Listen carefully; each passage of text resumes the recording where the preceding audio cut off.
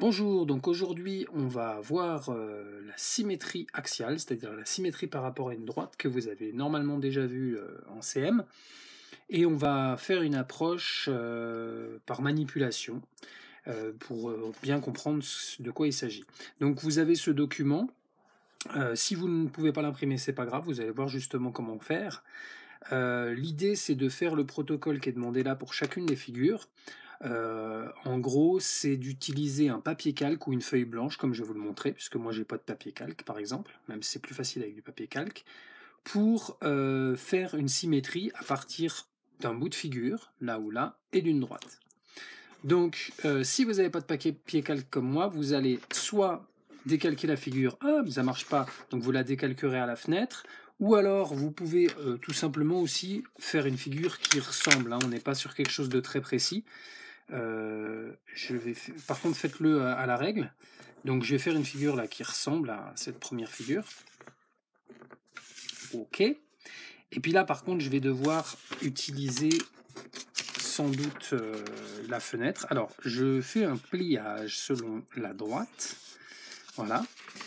Et c'est là que, vous voyez, je ne peux pas voir. Donc, je vais devoir me déplacer à la fenêtre.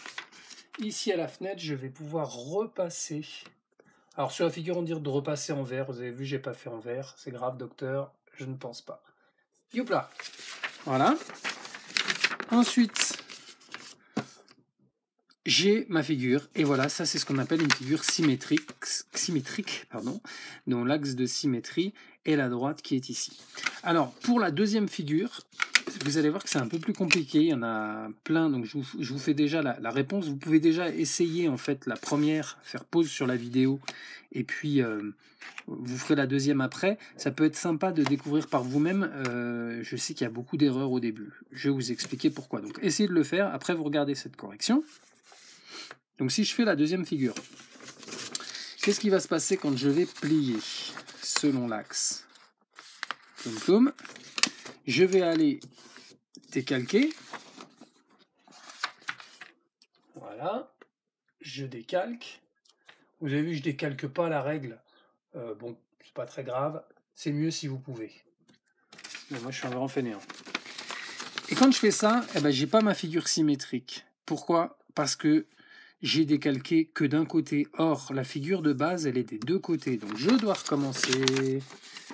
Et ici, je vais décalquer la deuxième partie.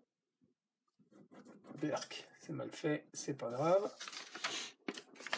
Et là, j'ai bien une figure symétrique. Ok?